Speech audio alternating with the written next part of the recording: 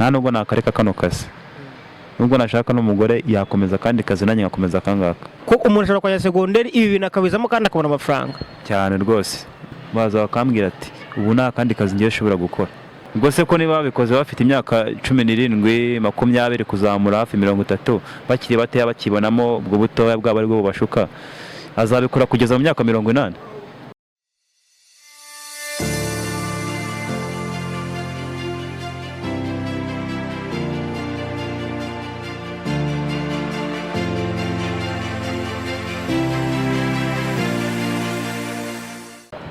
ndongera ndagusuje ngo ikaze mukunze ibiganiro byacu umunsi ku munsi. Turi muri cya kiganiro reality show, ni ikiganiro kigaruka ku buzima bwa buri munsi, ukuri kw'ibiriho. Tuba tugamije kugira ngo abantu batandukanye basubizwe ku bibazo runaka, ku kazi runaka, ese akanagakora ibi nabishobora, ese bishobora gutunga umuntu, kuko hari amakuru aba atariyo abantu bagiye bafite ku tuzi dutandukanye, nk'ikibazo leta iri no guhangana nacyo cy'ubushomeri mu rubyiruko, ariko hakaba hari utuzi dusuzugura twumva tutakora nyamara dushobora gutunga umuntu. Aka kanya rero kuri kamera muri kubona umuhungu mwiza wambaye neza usa neza, agiye gutangira twibwira, ubundi minsi turaza gukomerezaho nyuma. Tangira wibwira abadukurikiye. Okay, amazina yanjye nitwa Elize. Uragerageza kongera ijwi. Amazina yanjye nitwa Elize. Witwa Elize? Yego. Akazi kawe ni akahe? Aratarabisobanukirwa ukora iki? Akazi kanjye nkora? Nkora mobile money. Ukora mobile money. Ubwo ni ibijyana n'ubwo agent bwose.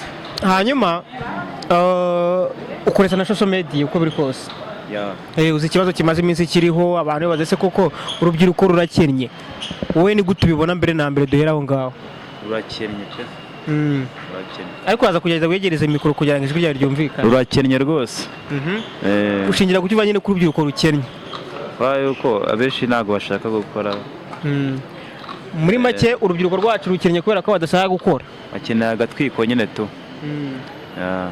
Muri make bakeneye nyine, ikibazo suko urubyiruko rukennye ngo nuko badashaka gukora. Ntago bashaka gukora. Hanyuma bari gukura amaboko mu mufuka ngo bakore. Ariko hari utanga impamvu akavuga ati ariko ntago ari twese. Harimo abakora akazi batije akazi bakora. Hari n'usuzugura akazi tikara akazi ntago nagakora. Ntago twese rero, ntago ari twese. Hanyuma ariko ashobora kwibaza akavuga ati ese ko nta gishoro mfite, aricyo kibi kibazo ku bantu bose. Nta gishoro mfite, urubyiruko umuntu wese abataka ko nta gishoro mfite, icyo ntago ukibona nk'imbogamizi se wowe? Igishoro rero buriya igishoro bari mu mutwe buriya. Buri ufite mu mutwe buriya byose. Biraza kuranya ni no kukurura ndajya nkufasha. Niko biraza kugenda. Igishoro ni mu mutwe. Bivuze igishoro ni mu mutwe ushatse kuvuga iki? Mu mutwe se ubundi ufite mu mutwe ibintu byose birakorwa. Kuko ufite kuba udafite no mu mutwe wabona nayo mafaranga n'icyo gishoro nabyo nibigenda. Ufite kubona igihumbi ukakibyazamo 2, sibyo? Bikazamuka ukazajya mu 100,000 warahereye ku note y'igihumbi. Hari abavuga ko udashobora guhera ku gihumbi ngo ubivuga afite aho yageze, ibyo bintu bidashoboka. Ubundi koko mukuri we wumva bishoboka? Cyane rwose. Genza umuntu watangije senyisa ariko ubu ngubu ari mu miliyoni. Rero ahangaha turaza kwibanda iyo ya introduction, turaza kwibanda we ku kazi kawe. Ese hari undi muntu ushobora gukora bikaba byagize icyo bimutunga? Ubona bishoboka? Cyane rwose. Hanyuma wowe uba muri Kigali kandi ubayeho ubuzima bwiza koko? Cyane rwose. Bayeho neza rwose.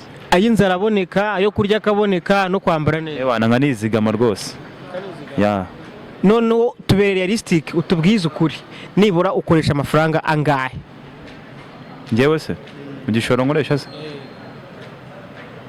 Ngiye natangije miliyoni, ariko ubu ngubu miliyoni nayirengeje. Ubu ngubu ndi gusatira hafi 2 kandi ubona nta n'umwaka ndamuramo hano. Kandi urakomeza nyine ugasa neza ukamera neza cyane. Noneho ubona ni iki? Gira ibintu 3 nibura umbwira abantu bibeshye kuri kano kazi. Kano kazi rero baragasuzugura kano kazi kacu.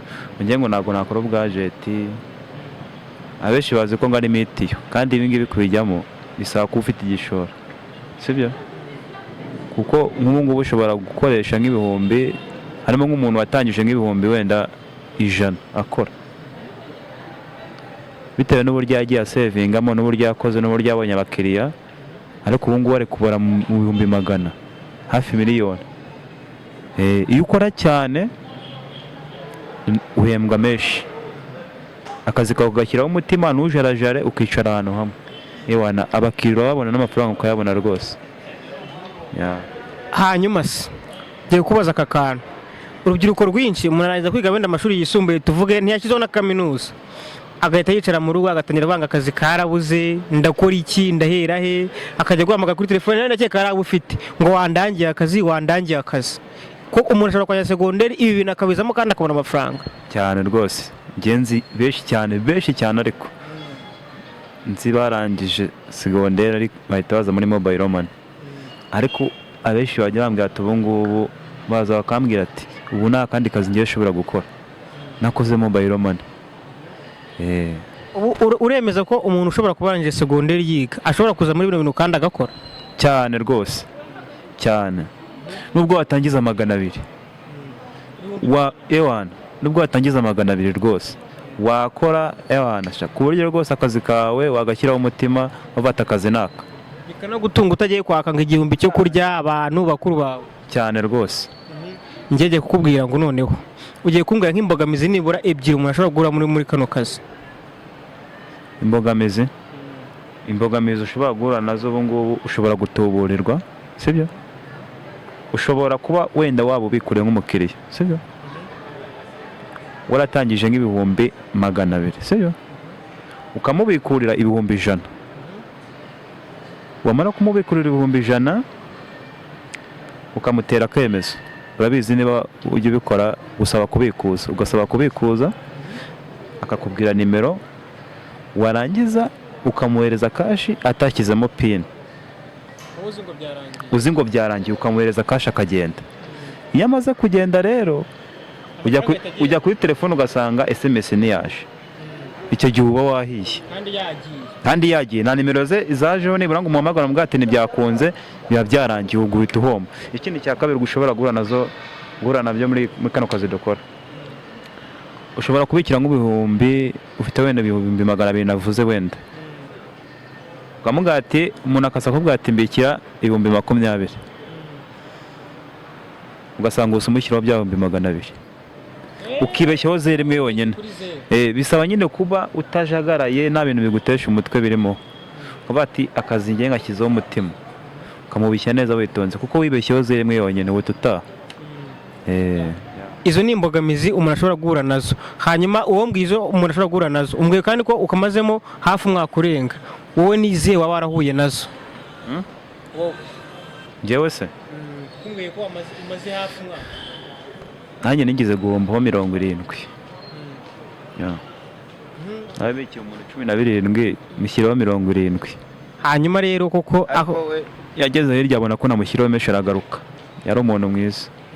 hanyuma koko uranakoze kumbwiye ko wahombye. Hari umuntu ushobora guhomba wenda agahita avuga ati ibintu se ni ibiki, reka mbivemo mu kazi kose hano tutitaye no muri aka ngaka. Icyo kintu uwo muntu nk'iki umubwira?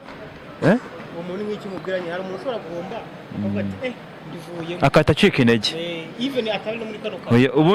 ubundi kano kazi iyo ugatangiye bwa mbere na mbere kwa kuba ujagaraye utabimenyera, iyo ugakoze ubwa mbere ntiwibwe, sinzi, ariko kubera Imana nyine igenda idufasha ntiduhombe.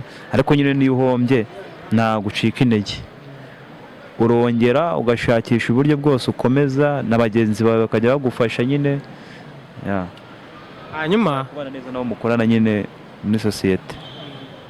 hanyuma turi mu isi ya 2026, ahantu nyine ubona urubyiruko, dore mu myaka y'urubyiruko, ubona bashaka kurya bicaye cyangwa batavunitse, nta mbaraga nyinshi batanze, kandi kuko rimwe na rimwe bakumvisha ko bishoboka. Wowe ubibona gute? Warubuze? Turi mu isi ahantu ubona urubyiruko rushaka kurya bicaye batavunitse ku rwego rukabije, nyine ibintu byose byizana. Niko koko ubibona? Cyane harimo abakiza amaboko mu mufuka badashaka gukora, cyane cyane nk'abantu bakiri iwabo. Bakwiye kuva iwabo bagahaguruka bakagenda bagashaka uburyo bwose bagenda bakikodeshereza amazu, bakamenya kubona igihumbi bakakijera, bakamenya kuvuga ngo ndaryaho senyisa andi nyabike ejo nzakoresha ikintu runaka nyine. cyane ko wanyibwira uti nibura ibihumbi 200 aho kugira ngo umuntu yirirwa asaba ashobora gufata na telefone akayigurisha akavuga ati ngiye gukora akazi kandi ndagakora neza. uvuze nkuko nyine wambwiye uti ibihumbi 200 umuntu ashobora kubitangiza kumva ko kugira ngo umuntu ajye yirirwa asaba abanti be ngo mpa 500 ndangira akazi ushobora kubwira umuntu uti mpa ibihumbi 200 hanyuma nanjye ntangira aka kazi kandi nagatangira. nta muntu nabishyikiramo rwose, ntabwo wabura mu muryango, ntabwo wabura umuntu wanabwira ati ni ibihumbi 200 mu kwezi kumwe nawe mbigusubije, ukanemera ukamushyiraho n'inyungu akabigutiza ugatangiza amafaranga 200 mu mezi nk'abiri cyangwa 3 wamaze kuyakuba nk'inshuro nk'imwe wenda ndumva imwe yawo, cyangwa wenda wamaze kugikubamo nka 400 gutyo bitewe n'uburyo wabonye abakiriya. Hanyuma bambwiye ko nakoreza social media kandi nyine uri urubyiruko, hari umukobwa uherutse kuvuga ko urubyiruko rukennye, bamwe bamusamira hejuru abandi bati hoya habona amahirwe rutabona, abandi bati leta ntabwo yitaye ku rubyiruko. Wowe ni iki nyine ubona leta ikwiye gukora kugira ngo urubyiruko rwose n'ayo mahirwe baba bagomba kumenya abagere ubu nyine babimenye, ayo makuru bayamenye, babashakira ibyo gukora? ubundi rega buriya n'Imana yavuze ngo Imana ifasha uwifashije. Buriya umutwe wawe ni wonyine uba ukwiye kuwagira gute wakotorora, uvuga ati ngewe ngiye gukura amaboko mu mufuka, utahanze no ngo kuri leta. Oya, wowe ubwawe finda icyo ukora, sibyo? Ugende ufate, ntabwo wabura akazi wakora, nuko ari byo abantu bishyiramo. Ntabwo wabura akazi wakora muri uru Rwanda rwose, cyambere ko dufite n'umutekano rwose. Ubu ngubu isaha ku isaha wakora akazi kakagenda neza. Hanyuma noneho uri umuhungu ariko biri kose uri umusore, urakoze cyane. Nugeze mu myaka 37 uri umusore ariko uko uri umuhungu. Ariko biri kose icyo ngiye kukubaza, ubu gifite amakuru ubwira ko ubugenda uhura na bamwe abakobwa se, ariko nta nubwo bikiri mu bakobwa gusa ahubwo biri no mu bahungu. Ukabona nk'umukobwa aravuga ati jyewe nzatungwa n'umubiri wanjye, cyangwa n'umuhungu byarageze akavuga ati jyewe nzatungwa n'umubiri wanjye. Abo bantu ni iki ubatekereza cyane, n'iki ubabonamo? Abo ni injiji, ni zero rwose mu mutwe. Ubwo se ko niba babikoze bafite imyaka 17 20 kuzamura hafi 30 bakiri bateya bakibonamo ubwo butoya bwabo ari bwo bubashuka, azabikora kugeza mu myaka 80. Isuri izaba yarahindanye, indi zaba ukimureba se? Nta numwe waba ukimureba rwose. Ahubwo icyiza ni uko ibyo bintu yabivamo rwose, nta numwe nabigiraho inama.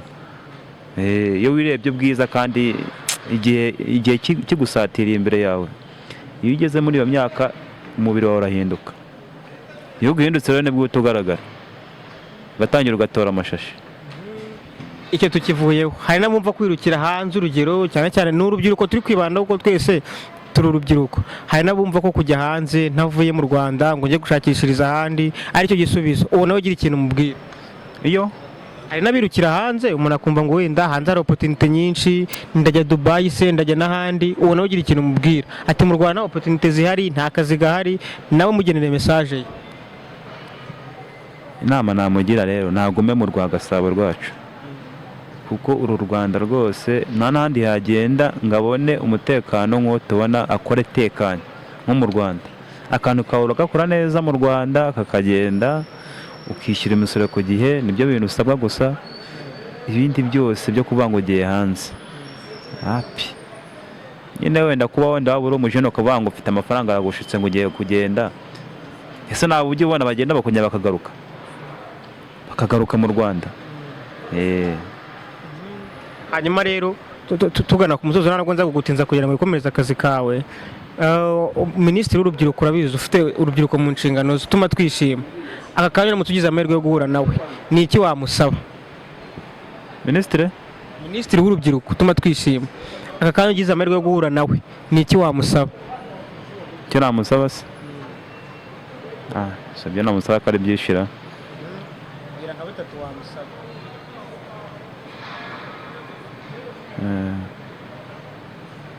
Byo namusaba kugira ngo nkorere nyine urumva ayo mahirwe uramutse yagize uhita ureba mfite barumuna banjye, mfite bakuru banjye b'urubyiruko, mfite inshuti zanjye z'urubyiruko, kandi wenda ibibazo uhura nabyo ndabibona, ngenda mbireba ku ruhande, hanyuma reka uyu muminisitiri bameze nk'abantu ngiye kuvugira urubyiruko rugenzi rwanjye dukorana cyangwa se nabo tubana bya buri buzima bwa buri munsi, kuko amakuru nyine yabo uyafite, ibyo bakeneye ubifite. Ngira ibintu bitatu nibura wamusaba cyangwa wamubwira gukora ku rubyiruko nk'umuntu urufite mu nshingano. namubwira akadushishikariza gukura amaboko mu mufuka tugakora. Icya kabiri, njyewe ubwanjye akantera n'inkunga nkazamuka nkazajya nko muri miliyoni 10, ewana nkazagenda ngashinga nanjye akazi ahantu ka MTN. Iki ni icya kabiri. Icya gatatu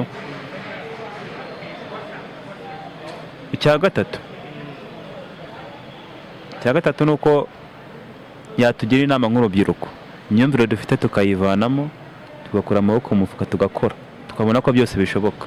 Nkunze ko ikintu uhereyeho ari ukuvuga ngo nibakore campaign, bashishikarize urubyiruko gukura amaboko mu mifuka, barwereka amahirwe ahari, ababona ko nta mahirwe. Icyo nicyo cya mbere. Hanyuma icya kabiri, uvuze ko ushobora kumbwira uti nyongerera igishoro nanjye nkore. Ahangaha turebwa n'abantu benshi batandukanye, bari mu Rwanda, batari mu Rwanda, bari ahantu hatandukanye, sibyo? Intumbero y'iki kiganiro ni ukugira ngo twerekane amahirwe ahari, twerekane ko umurimo ushobora kuba utunze umuntu runaka. Murabizi ko tujya no mu yindi mirimo tuganiriza abantu, ariko hari umuntu ushobora kubona akavuga ati uyu muntu watinyutse gukora amaboko mu mufuka akikorera, reka umufashe cyangwa se ntekereza ukuntu yazamura igishoro cye. Ugiye kumva nk'amafaranga umuntu yaguha uvuga ati kweri business yanjye yarazamutse nayo nzagera kure. Amafaranga umuntu yaguha ku buryo uvuga ati kweri business yanjye ngiye kuyizamura, ngiye kubikuza ku buryo nanjye ngera ku rwego rwo hejuru, nibura mu mwaka urwego umuntu yansanzeho akaba atari ari kunsanga aka kanya. Nka miliyoni nk'eshatu ngiye nzibonye nkakoma ku yanjye mfite, ewana sha kabisa namushimira kakazi nkakarambaho kuko karanunze kandi ndakubaha. Unagakunda ku buryo wumva nyine wabikomeza ari byo wakora cyane rwose, paka ashatse n'umugore, paka nanabyaye. Kandi wizera ko ushobora no gushakiramo kandi ugakomeza ukabikora, amafaranga akomeza akaza. Nta nubwo nakareka kano kazi, nubwo nashaka n'umugore yakomeza kandi kazi nanjye ngakomeza akangaka. Rero nkuko nababanje kubivuga, Imana blessinga umuntu ufite ikintu yatangiye. Imana blessing umuntu ufite ikintu yatangiye, wakuyemo ko mufuka gatera intambwe cyane ko bafite n'icyo ahera, kuko barakubwira ati ntago ngewe nkubwira ngo ntangirira, ngewe mfite igishoro cyanjye ndakora, ariko kugira ngo byihute reka nkore. Reka rero mubwire ngo nagira amagambo abiri abwira abadukurikira. Ngewe mfite aho natangira, ngewe mbonye nk'umuntu nere nkunga, ewana byaba ari sawa cyane, kuko ngewe naratangiye birakunda, mbonye nk'umuntu nyongerera nkazamuka byaba ari sawa cyane. Ndabashimiye rero kandi nawe ndagushimiye. Ubwo ngiye gusoza, ndaguhereza umwanya ushimire n'abadukurikiranye, unababwira nimero zawe, kubera ko twabivuze why not umuntu atavuga ati si umuntu kuva aratukoze reka nkora iki ngiki. Ubabwire nimero zawe, cyangwa bari no mu mujyi nibaza unababwira uti nsanga nkubikurira. Ushobora kuba muri banke umuntu ukaza akakubikurira, akorera hano mu mujyi, na byose nabitubwire tunagana ku musozo. Ikintu ndashimira inshuti zanjye, abavandimwe na mama na papa, ndamushimiye, ndamusuhuje aho ari hose, naza kumbona nyine ndamusuhuje. Nimero zanjye rero ku bantu banyenera, tukigira inama nk'urubyiruko, bakaza nka n'ababikurira nka n'ababikira. Nimero yanjye nkoresha isanzwe ni 079 12 72 375. Kansubiremo 079 12 72 375. Amazina yanjye nitwa Ishimwe Elize. Ku bantu rero muzaba muri hano mu mujyi ukeneye ibintu by'amafaranga, kubikuza, kubitsa, baza bakaguteza imbere ubundi ibintu bikagenda neza. Baza rwose ni ukuri, ni karibu nkorera hano mu mujyi rwose, hano imbere ya Beka. Urakoze cyane, Imana ikomeze kuba umugisha. Yego namwe kandi.